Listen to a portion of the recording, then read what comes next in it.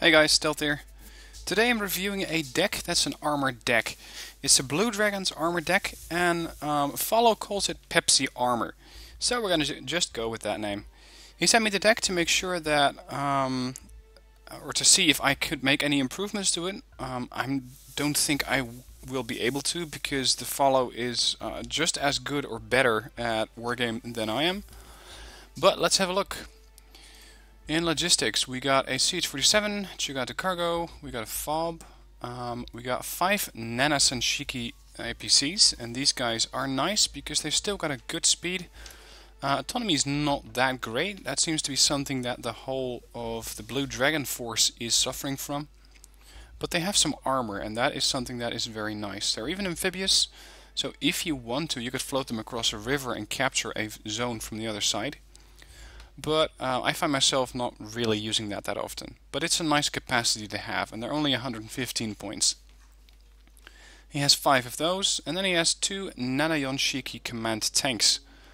I think that this is not the best setup, because a command tank should not be taking fire in the first place, so you don't exactly need a veterancy.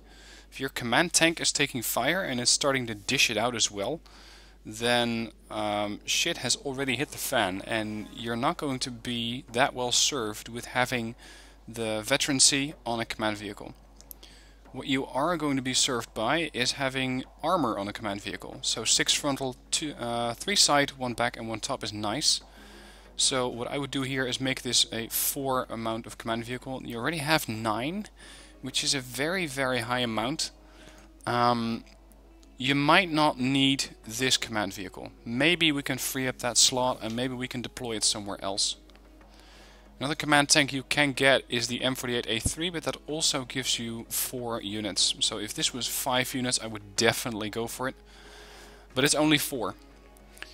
Interesting to note here, by the way, we got an armored vehicle, the K277, here we go, Jiwicha. It does have armor which is slightly better than the one on the tank. It does not carry a main gun, it does not, or it is slightly faster, its mobility is better, and it is 10 points more expensive than a command tank. This is a pretty exceptional situation, as normally you would have a command tank that is far more expensive than a CV, than an armored CV, I mean, like an APC. But they did change this later in DLC 3, so the command tanks are now quite a bit cheaper, and that's when you can see situations like this arise. Anyway, logistics wise, Chugata cargoes might not be the best option. It really depends on the map type.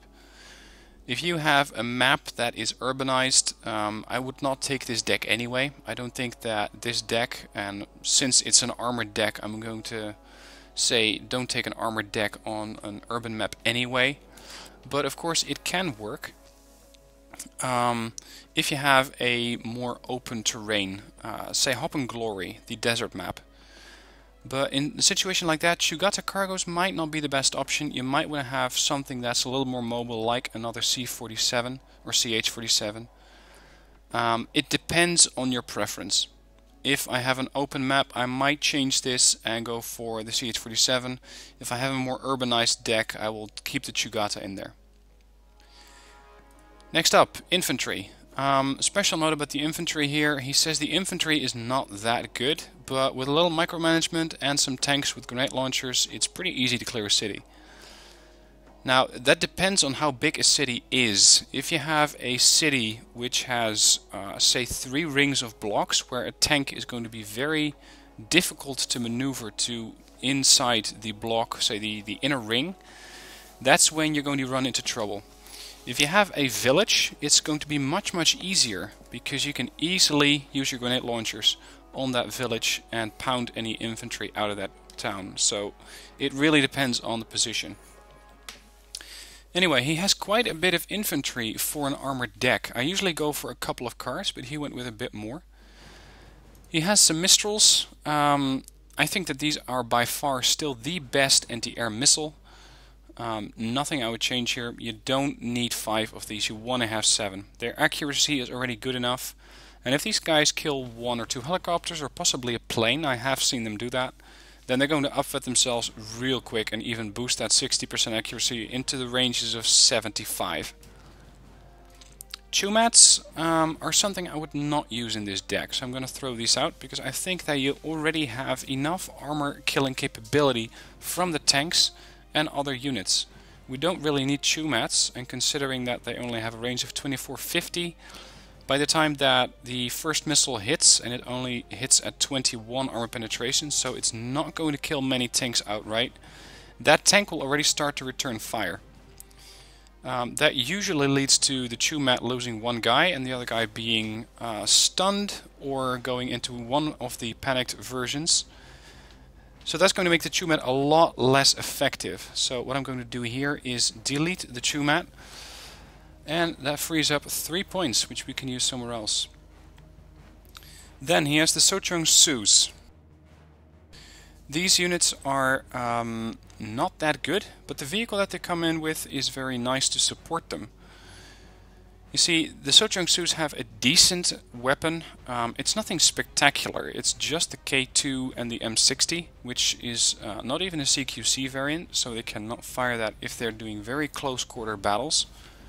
But pack that with a grenade launcher on the vehicle and you have a lot more chance to start dealing a lot of damage to enemy infantry. Keep in mind, these things are not very effective at dealing damage to vehicles. You can do that to some extent with the M72A4 Law, but the problem with that is that it has a low range, a low accuracy, decent armor penetration, but with 40% accuracy and not the best veterancy, you only get these at hardened at max. Means that you might get 50% accuracy, so you might get 3 hits on vehicles, and you'd be lucky if you can kill 2 to 3 vehicles with that. Not really something I would change here. Maybe get these guys in the KAV-25, because those are also nice units, but he already tackled that problem by bringing the Hachi Kiyoshiki Japanese units. These are far superior to the KAV-25. And that explains the price difference of 10 points.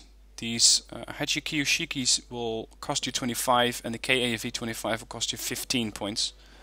But for this you get a nice autocannon which has a good stabilization, a good base accuracy, 1 HE power and even 3 armor penetration, which is very nice for a 25 point vehicle. You get some armor on it, 4 frontal, 3 side with 2 back and 1 top. Good speed. Keep in mind though that autonomy is not great on these things. You will need to babysit these guys every now and then and get them some more fuel, because sometimes these units just run out. It really depends of course on the size of the map, but sometimes you will need to get these guys back in their fuel gauges. The infantry that's inside is definitely good infantry. They carry the Carl Gustaf M2, and if you compare this to the Sochong Sus, their main weapon is pretty much the same. The Carl Gustaf has more range, more accuracy, and even a better armor penetration. The machine gun, I suppose you could say, is also a bit better, and with that you might start questioning the choice to bring a KAV-4050. But I think that the reason he has this in the deck is purely because it gives you a very cheap grenade launcher vehicle, which you can use to really quickly dissipate or dispose of enemy infantry. So I'm not going to change this. I think it's a good setup. And then he has the M67 Han recoilless rifle infantry. They are not the best, but for 15 points they don't need to kill much in order to get their own point value back. So I think that they're a nice unit to have. They come in a Nana Senshiki, which is just a standard transport. What you could do here, if you want to get more of those Hachi Kiyoshiki IFVs, is get those guys in the same transport. Let's see what that does to the availability. We got 14 now, and we got 10 in this situation, which I don't think is that bad, because it gives you 10 of these infantry units, but 10 more of those IFVs. And as I mentioned, they are nice units to have. They can also be a great asset in a tank push, because these can quickly dispose of lighter vehicles, say APCs and some IFVs, as your tanks focus on the heavier armored vehicles. Support-wise, nothing really unexpected here. 10 KM 163s. Unfortunately, or fortunately, depending on how you look at it, these guys are not radar guided, so they cannot be targeted by seed. It also means you don't have to babysit them, but another implication is that their accuracy is lacking. It's only 25%. Rate of fire is very high, and they can do quite a bit of damage to helicopters, but I usually keep these guys in groups of 2 if I'm using them, to make sure that they have a better chance of killing the helicopter. If you want a radar, you could go for the K263, which does have a radar. You're going to notice a boost of accuracy. Comparable, they gain a 20% accuracy buff. Otherwise it's exactly the same thing, except that this thing is a lot more maneuverable. 70 kph versus 40. This is only 15 points more, and the 263 will cost you some availability. It's going to jump down from 10 to 7, comparable to the hardened, which you get 10. It's up to you which you want to take. I will not be doing a gameplay video on this deck, more on that later, but for now I'm just going to keep it with the KM163.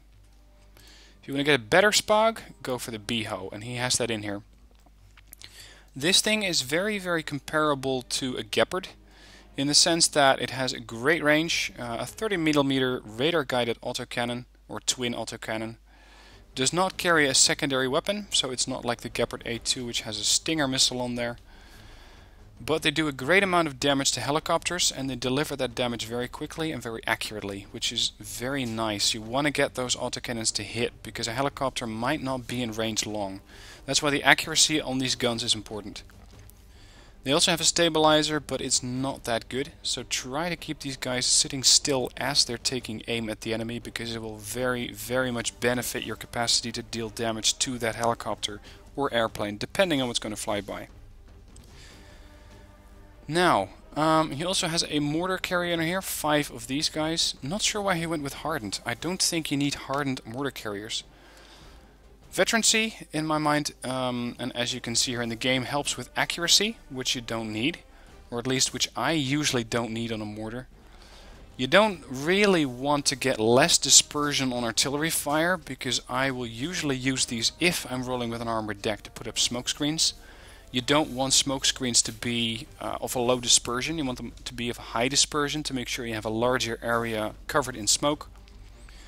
So I'm going to switch these back to 7 to make sure that he has a bit more mortars. Maybe I'm going to revisit this section later to spend those 3 points here, because you can get some other nice units. The gun tank could be another asset. It's very, very comparable to the Beho. A KM1110 could also be an asset in this deck. You gotta keep it close to the file, but it will do a lot of damage. Now the one unit I haven't covered is the PIP-3, or sorry, the PIP-2. Not that interesting of a unit. It's just a run-of-the-mill anti-air missile launcher. AA range on this thing is not stellar. It's 4,200 meters, which is pretty average. It's at least better than what Britain has to offer, for example, with their 3,500 meter rapiers. But still, you will need to babysit these guys. They only carry 3 missiles, so that means that they're going to be supply hogs. He went with 4 of these to buff that accuracy a bit more.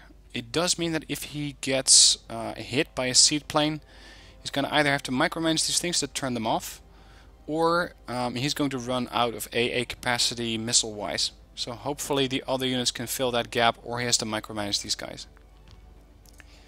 Now, into the tank section. First off, and that's pretty much always the first unit you select, the Kiyomarishiki. Very heavy anti, well, pretty much an anti-everything tank. It has a great rate of fire. Shape-wise, you might compare it to a Leopard 2A4. You can see it does not carry that shapely armor of the 2A5, which has a bit of a pike nose on the turret. But don't underestimate these tanks. They have a good range, 2275 of course, as all tanks do. Or all, sorry, okay, almost all tanks. Accuracy, 70%. This is on par with all of the super heavies that the other countries have. Stabilizer is almost as good as the base accuracy. So you can use these things pretty much at full speed and still expect them to hit everything. armor penetration is 22, which means that some tanks, and there are not that many in the game, this tank will struggle with, because they might not be able to pen them at maximum range. At a shorter range, you will be able to pen them, and I'm thinking of the T-72BU, which is, I believe, 22 frontal armor.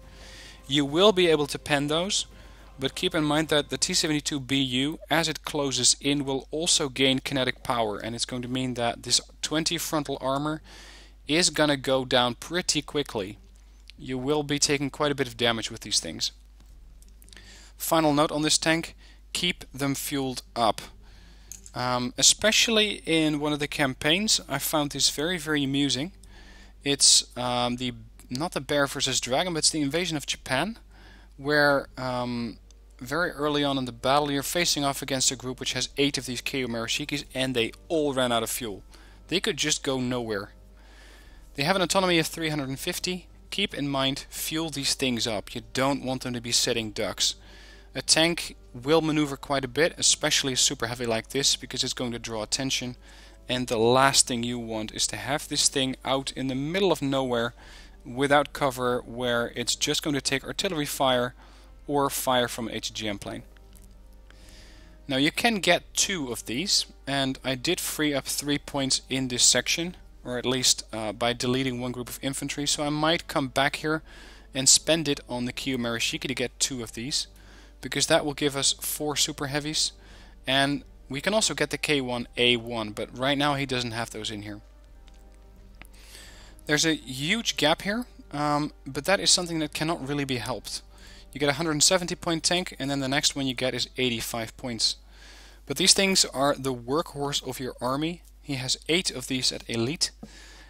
They do, well, they're pretty much a M1 Abrams or an M1 IP. I think they could be compared to those. They have a nice balance of armor, mobility, autonomy, and armor penetration. Good accuracy, armor penetration of 16, frontal armor of 17, off-road speed of 70, and a good autonomy for a South Korean / Blue Dragon unit. So these things will be the workhorse, dealing damage to almost all of the enemy vehicles, except for tanks which have a lot of armor. But we got the Keijo Marashiki to do that. Next up, Nanayonshiki G, a prototype Japanese tank. I like these tanks. They do quite a bit of damage, namely 17 armor penetration, and this was buffed, I believe, in DLC 3. They also carry a grenade launcher, and that makes them particularly deadly to infantry. They can fire at infantry at a range of 1225, so if you have a bit of infantry of your own that you want supported, bring one of these beauties, because with a main gun and a good rate of fire, 10 rounds a minute, they will quickly destroy medium tanks and vehicles, and then as infantry comes out of the vehicle, it is going to engage those and kill them very quickly with a grenade launcher. Really, really like these tanks. Then he has 28 Nanayonshiki E, pretty damn high amount, but you don't got a lot of other options in this deck. I would probably go with one more card of K1s instead of getting 28 of these Nanayonshiki E's, but I'm not sure what Falo's playstyle is. So this is a bit of a question mark for me. The Nanayonshiki E in itself is not a bad vehicle. Armor penetration is very high, but armor is very low. It's only 6. So most tanks will look at this thing once, fire once, and kill it in one shot, maybe 2. It does have a nice range on the gun for a 50 point tank. You will normally be looking at tanks which have a 2100 meter range or a 1975, depending on the type of tank you're looking at. But the armor penetration for these things is remarkably high. And then he has the Nanayonshiki C, which is an inferior version. Armor penetration is going down to 13. Frontal armor is still the same because it's exactly the same vehicle with a different gun.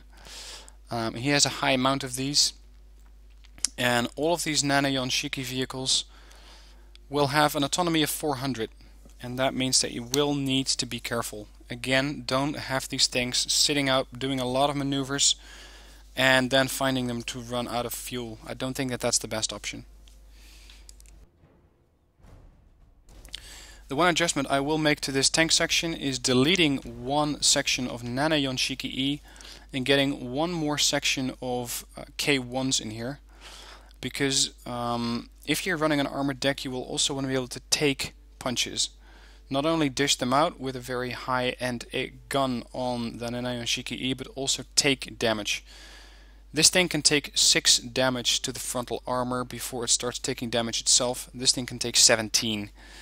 And this is probably going to be the armored core of the deck. But to make this thing a little bit more clear, I'm going to go and delete that one, and there you can see the K1s together, so you know you have 2 in this deck. Reconnaissance wise, he went with a lot of Suzak days. Not sure why you want to have this many units.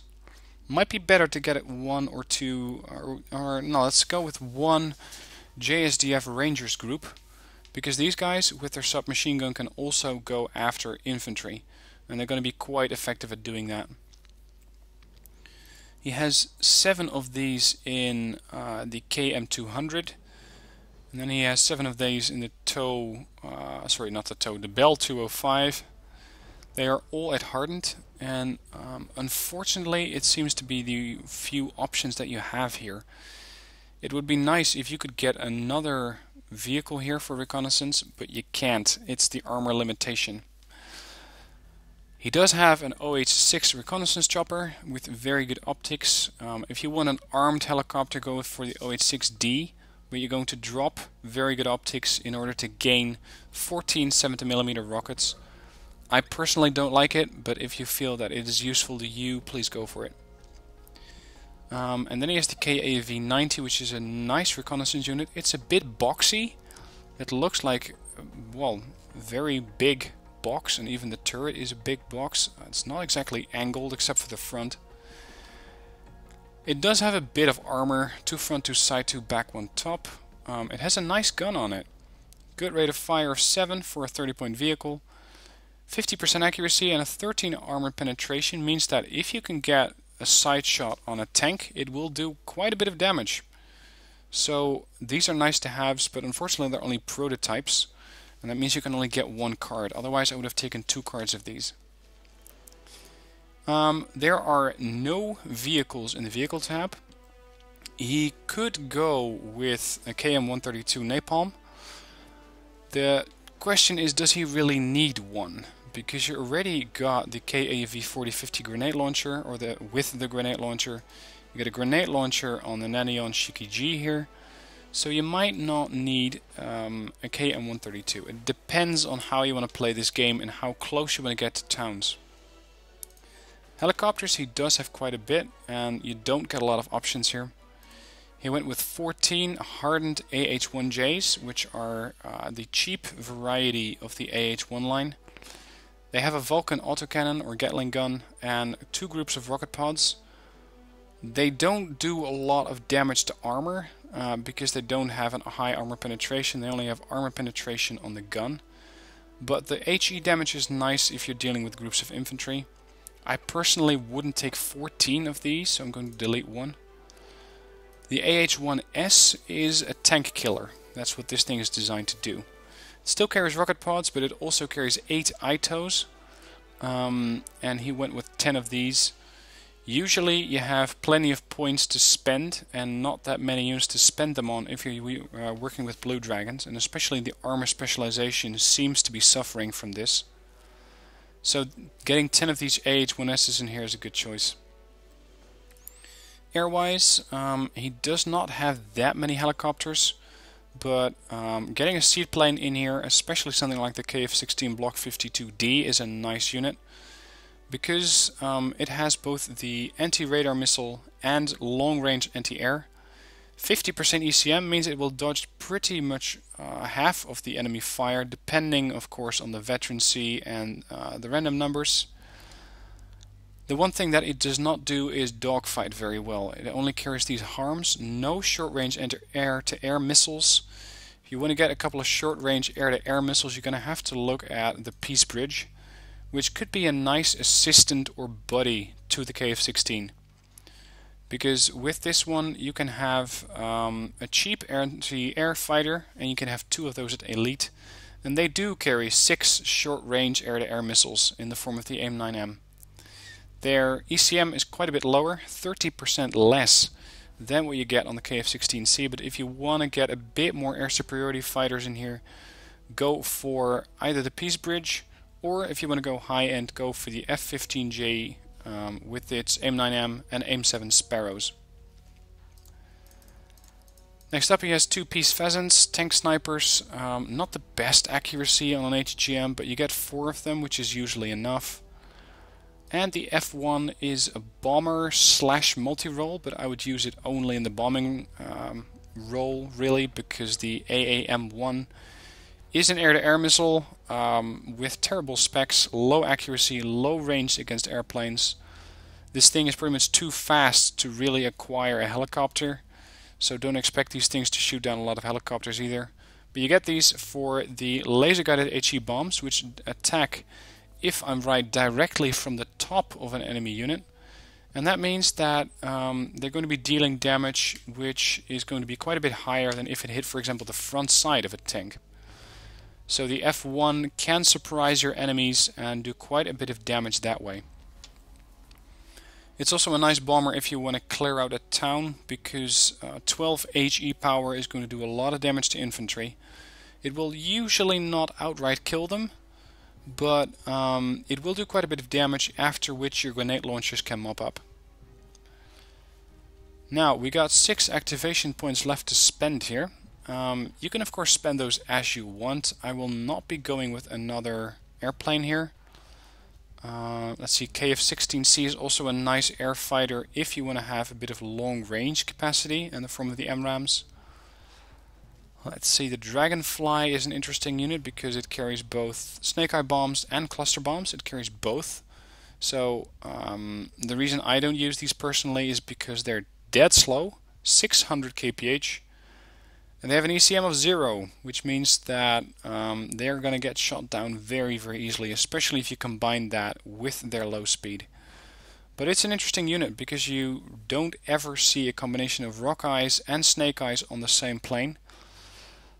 The one application that you could get for this is, since the rock eyes detonate about 0.5 or maybe 1 second earlier than the snake eyes hit the ground, you can destroy transports, and with the snake eyes do a decent bit of damage to the enemy infantry that's inside there. It's a bit weird, this tooltip here, by the way. It says retarded HE bomb. I think that they will be meaning unguided HE bomb, as opposed to, for example, the F1 laser guided bomb. But why it says retarded bomb on the Dragonfly snake eye, I'm not sure, because I believe that the other units, like the standard Peace Pheasant, yeah, here it says just HE bomb, which is exactly the same bomb, and that's saying bomb quite a bit. The Mark 82 snake eye, I'm not sure why this one says retarded HE bomb. I think it's just exactly the same thing with a different description. If you have more on that, please leave me a comment down below, because I'm pretty eager to find out why they use this description. Okay, so we got 6 more points to spend, which is quite nice. We can get some nice to haves units, and for that I'm going to go with the KM-132 because I'm a very big fan of napalm. We will not be using any of the tow vehicles because we have enough anti-tank capacity in the tank section, and we're going to expand on that a little bit later.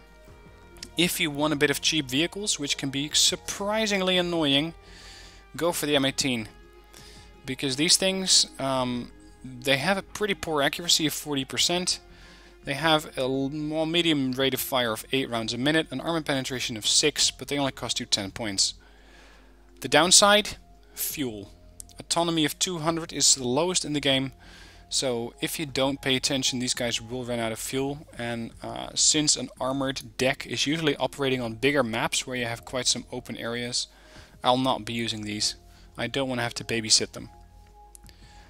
So we're going to go back into the tank section, and to keep it organized I'm going to delete the Kiyomaru Shiki and get another one of those. So we have 4 of those in the deck now.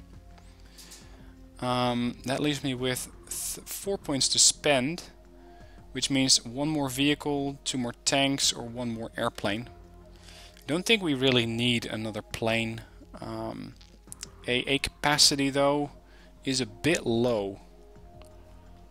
It's a bit low. Maybe a KF-16C or some EJ, some 15Js. These things are 10 points more expensive, but they do dogfighting quite a lot better than the KF-16C.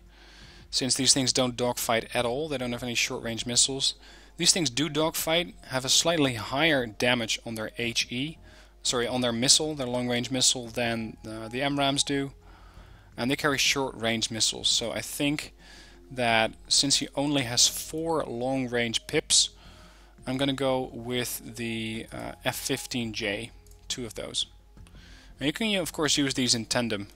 If you have a larger amount of airplanes coming in, or if you want to make sure that the enemy airplane goes down quickly, you bring in both the 52D and the 15J, and with that you got a very high amount of anti-air missiles. So, some slight adjustments to the deck here and there. Make sure to change this deck to your own taste, because this is the way that I would play it. But I will not be playing it. If you want to see someone play it, you can see Falo play it himself on his stream. He'll be probably doing that tonight. You can see his stream tonight starting usually at 8 PM Central European time. And a link to his channel on Twitch is in the description down below. I will also be joining him Sunday 22nd, so that's coming Sunday, for a bit of more streaming together. So if you want to catch up on that, Sunday 7 PM Central European time on February 22nd. With that, it's the end of the video. I hope you liked it. If you did, please hit the like button, and if you want to see more Wargame, subscribe to my channel and be sure to check out the Falo's Twitch channel. Thanks for watching. I'll see you next time.